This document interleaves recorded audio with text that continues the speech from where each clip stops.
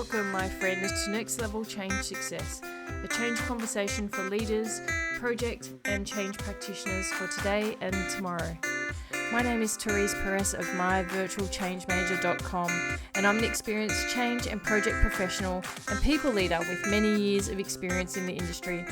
I love business, and I love the people side of business especially. So nothing lights me up more than seeing people use change management, project management, and strong change leadership to engage, motivate, and inspire people, and ultimately transform organisations. If you've heard about change management and have no idea of what it involves, then you're in the right place. If you know about change management, but you want to take your practices to the next level, then this is where you should be. I'm going to share the stories of my experiences, interview some fantastic people, and I'm going to explore all of the challenges and opportunities that you face in organisations right now. So please join me and let's go and have some fun. Hello, and welcome to another episode of Next Level Change Success. My name is Therese Perez, and I'm the founder of myvirtualchangemanager.com. Thanks for listening today. I'd like to acknowledge that I am recording on Tharawal country and pay my respects to the traditional owners and custodians on the land on which I am recording. And today I am talking about the concept of complex change and what does that mean. And this is a really interesting topic. And in fact, I have re-recorded this because I had one episode and I was going through certain aspects, and then it dawned on me that there was a foundational concept that I did want to cover, and that was this concept of complexity, because there is a lot of talk in many organizations about complexity, complex change. Oh, this is hard, this one's tough. And I think there's a bit of an addiction to this concept of complexity in some organizations, and I really wanted to lean into that as part of this conversation. So where I'm going to start is about how you define complexity, because that is actually the core of this conversation. If I don't address it, I could go into a whole range of things about what makes a change complex, but the element of the definition in and of itself, I think, is exactly where we need to head. So let's talk about it. Complexity. What contributes to complexity when it comes to change? The way in which I approach it when it comes to complexity, and this is really because of the number of organizations I've worked in, and for those of you who know me or know my story, so I have been a contractor for a long time in my career, and that has given me exposure to many industries, many different types of change that I have worked on. And my background, of course, I talk about this in the very first episode, is actually marketing. I've had a very interesting journey into change, but certainly my marketing degree back in the day, back a long, long time ago, in fact, when dinosaurs walked the earth, marketing was my graduate. So that's the foundation of a lot of the things that I've learned. But I think in all of our careers, if you actually track through the journey that you've had, you'll see that all roads lead to where you are now. So it's just one aspect, I think, and I was pretty lucky that I started out in marketing and commerce and business, because that certainly helps when it comes to change and transformation, especially when I look at behavioural change, which is the foundation of marketing anyway, really. But let's get back on topic. So let's talk about the complex change management.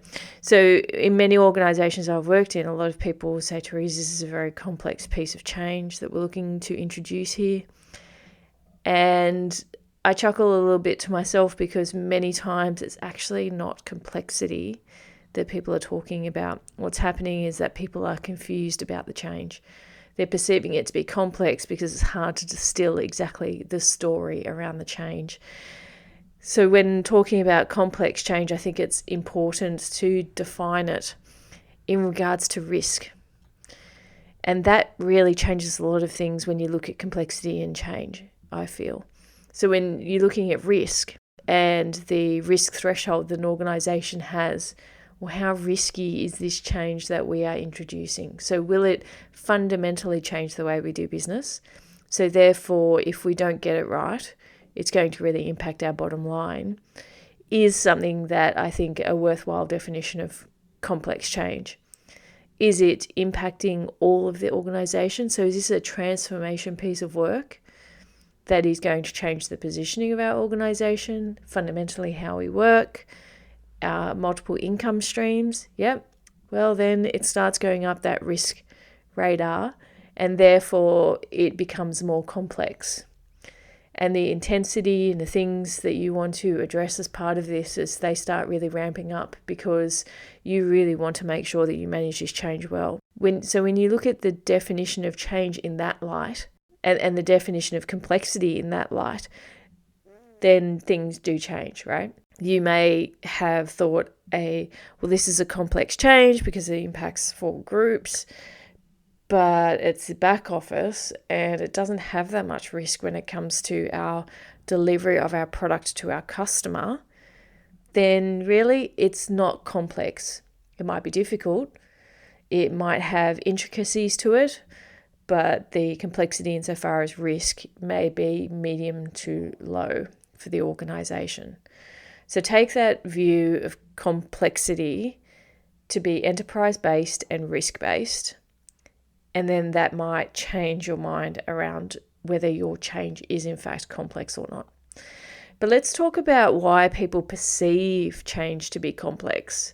So how do organizations, or you as a change practitioner, how do you address a change if you perceive it to be complex? Like, how do you decrease its complexity when you're delivering to it? I think that is a better question to ask, because all in all, there may be major transformations that take place. Yes, they will be complex. Yes, they will be risky. That can be a different conversation for us around a high risk change and how do you manage that. But then let's look at the perception of a complex change and how do you change that perception around complexity. And there are a couple of things that you can do to address complexity when it's more a perception rather than a reality when you're applying a definition around risk, right? So there's a change that you've been brought in on. It's perceived to be complex because it has multiple streams of work. And people are finding it difficult to see how those streams of work relate to each other. So the first thing that you can do is create the simple story and understand the relationship between those streams of work, which also will help you manage the delivery of those streams of work. And I think in MSP, in the Managing Successful Program space, which is an accreditation, they talk about the story that your program plan should tell. And your change plan, if you're working on the change itself, your corresponding change plan should absolutely tell a simple story. Any story which is complex or not well understood as a result of the translation of that program plan, well, that's possibly a failure of the project and or change program manager. When I say failure, I think that's probably a bit harsh word to use, but it certainly is the shortcoming of those individuals if you're unable to translate something that's quite complex into something that's simple.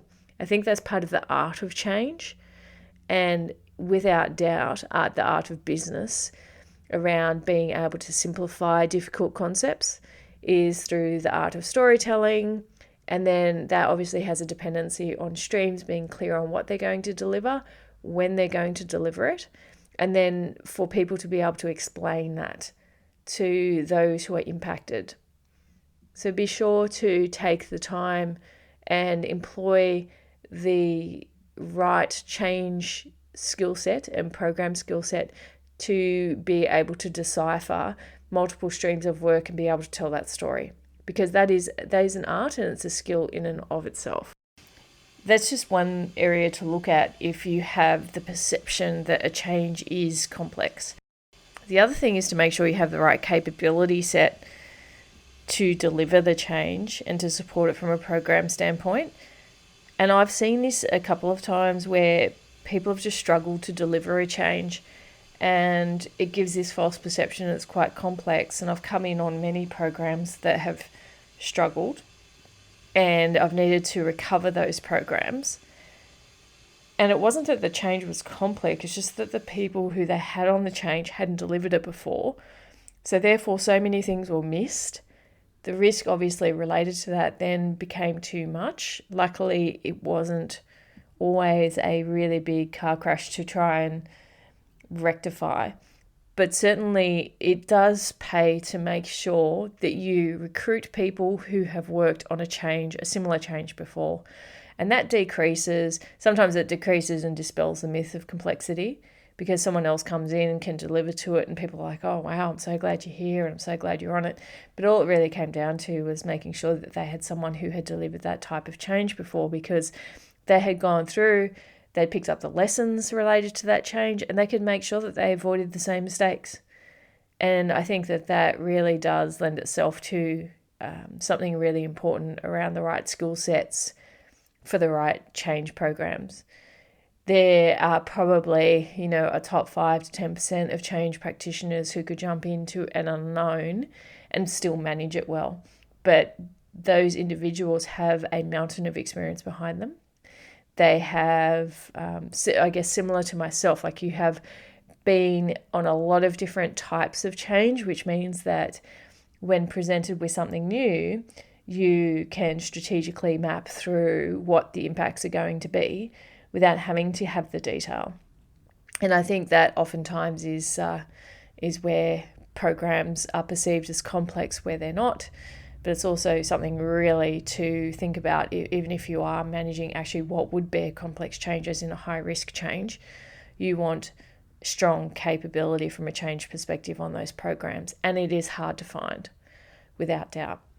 A different episode probably for a different time to talk about recruitment of change-related resource, whether it be on the change side or program side, and things to look for sure. But capability and the experience of someone who's done something similar and the ability to decipher that in a CV is really important. So that's another element around dispelling complex change myth is, the perception of something being complex, but they just really didn't have the right people on it. The next one actually that contributes to a perception of complexity is if there's not a sponsor who's available from a program standpoint, or a change sponsor who is weak and not really wanting to step up to the mark.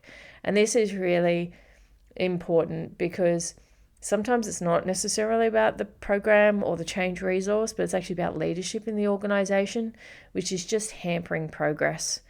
And then the perception is that the program or the project is difficult. Well, it's not really. It's just that the organization is really difficult to navigate. And of course, it comes down again to an art and a skill, to be able to navigate such an organization to still achieve progress and to still deliver something.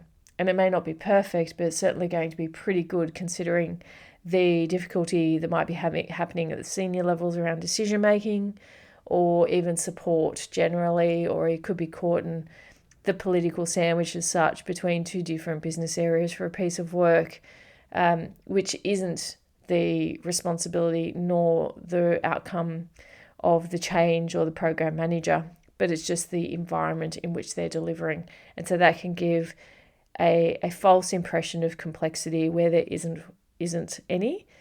It's merely the dynamics of the organization playing out. So it's important always to consider that as well. And certainly if you're someone who, similar to me, goes into organizations and is delivering on change, then it's important to assess that as well. And whether you want to go into that consciously or not is something that you do need to consider. So we've got leadership, we've got the change side and the capability skill sets. The other area, of course, is around design, and whether there's a poor design which is contributing to complexity when it comes to implementation. And once again, it's a false impression of complexity. It's actually that there was simply poor design around the solution. And then when going to implement and support the implementation of that, it's coming unstuck. And then what is happening is that there's an issue around, or perceived issue around the solution that is really just coming from design and not from anything else apart from that, which is going to cause issues. So what do you do in that case? Well, you actually need to revisit the design. So the first thing is you need to identify that actually there's something fundamentally wrong in this design, and then figure out around whether it's a rollback of the solution that's being delivered, or whether there is a possibility to just make some minor changes to that design to have it be able to be embedded smoothly, or whether it needs to be overhauled completely. So these are the things that need to be considered, and it is something that you can do to improve the change, but you need to ensure that the story around the actual project itself doesn't become one around complexity, and it was quite a complex piece of work, and that when we want to implement it, that there were all these issues with it. You really want to make sure that your root cause analysis shows that it is around design itself, because typically these are the aspects which do make the program successful or ineffective. Just recap on what we've covered. First of all, we talk about complexity and the definition of it, and it really should be a common definition across the organisation regarding risk. And so if you've got a change that has high risk, there will definitely be high complexity related to that change. When looking at a complex change and the myths that consider around the perception of a change being complex, that is often attributed to the inability to simplify or to get the story clear regarding the program, which in turn will compromise the effectiveness and the ability to achieve its outcomes anyway. It can be related to not having the right capability on the change itself, and it could in turn mean not being able to achieve delivery. And that doesn't necessarily make it a complex change. So that's another myth that can arise from organizations or transformations where they're not successful and people say it was complex. It was actually that the wrong capability was within that delivery team. And that's something that should really be looked at. And then leadership is the other aspect. So if you're looking at sponsorship and you haven't got the right sponsors across the organization, or if there's political dynamics that happen in many organizations because of individuals, that again can create a perception and a myth around a change being complex. And so it's important to really unpack the reasons behind their changes not being successful in the past. And of course, design and not having the right design in place, which can happen so often. I talk about this in another episode around design and the need to actually take on a human-centered design approach. And that's really because that is the best practice across organizations that are successful, where they have the customer and quite an agile-centered methodology really around testing, piloting, and really listening to the customer of the product or the end user of the product and having them involved in the design process is what will always yield a better outcome than having people who are, and I say this, with the old rabbit ears around it, subject matter experts who are basically looking at the solution and designing the solution for the consumer or end user and thinking that they know best. So these are things that can create a myth around complexity. So I do urge you to look at the definition of complexity within your organisation and relate it to risk, and have a look at the enterprise risk threshold that your organisation has and think of change complexity through that lens. I hope you've enjoyed the episode today. I certainly have enjoyed discussing this, and as I said, I had a recording of this ready and set to go, and I realised actually the core of the issue around this is that common definition and achieving that common definition for you today. And I hope that's what I've done, and that it is related to risk and not related to perception or myth that might have happened regarding change. So thank you for listening. You have a great day, and come visit us at myvirtualchangemanager.com. I'd love to continue the conversation with you.